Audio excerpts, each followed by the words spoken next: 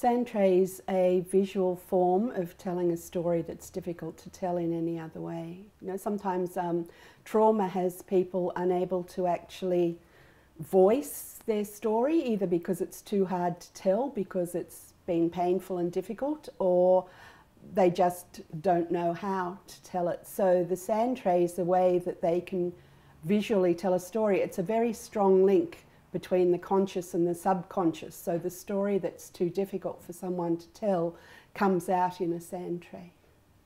Sandtray therapy can be used when a client is having difficulty in telling their story for whatever reason.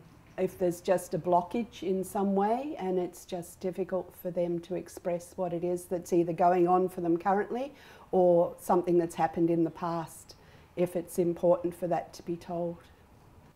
I find in my work with people with intellectual disability that a Sandtray is a fun way for them to try and express what it is that they have trouble telling a story. So I often find people with an intellectual disability use a lot of compliance, in that if I'm just talking to them, they try to give me the answers that they think I want.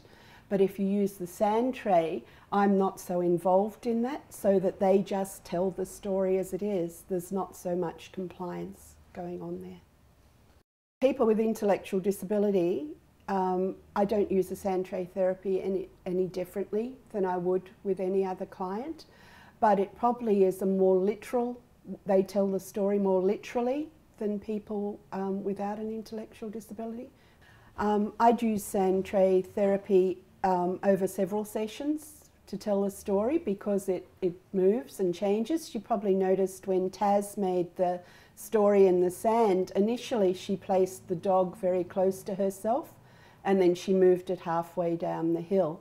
The stories will grow and change over time, and so starting with the same thing in the next session with Taz, I might use, okay, we do a story with your family, and it would actually be quite different. And that's where the digital photography comes in, is that looking at it again over several weeks, you'll notice a change, and it's actually a very good way of seeing how she's actually changing her attitudes and her relationships because of the way she positions things in the Sandtray.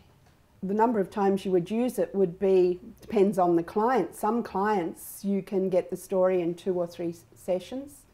Done, and you could use it for a different reason. You can use it for so many things. You can use it to describe relationships, about the positioning in the tray. You can use it to actually just tell a story that's too hard. Or quite often clients start by actually burying everything or setting up battles in the sand. So it just varies all the time. And when you've finished with one story, it probably just evolves into another. I would record a Sandtray while a client is working. I would try not to intrude in any way, but I would be drawing brief sketches of where they position things and write any comments that they actually make during the... So if, like when Taz was telling me about her friendship with her best friend, those comments would be written so that you would have a commentary that goes with it. But at the end of every session, after the client's left, having got permission, I would always take a digital photograph of the final Sandtray for the session. And also, as I did with Taz, during the session you could ask them to do a drawing, because often the drawing is the next stage in the story. They won't always just draw it as it is in the Sandtray. By asking them to draw it, they will actually move that on to the next stage in the story. To record the series of sessions, all my clients have a visual diary, and I would print the photographs and include them in the visual diary with my sketches and any notes taken. The advantage of using a Sandtray for a client would be that often when they sit back and look at the Sandtray and how they've created it, and we can have a discussion around that, is that they can also look at the positions of the figures in the Sandtray, and sometimes it can give them a lot of clarity in their own story. In Sandtray therapy, I would never guide the client.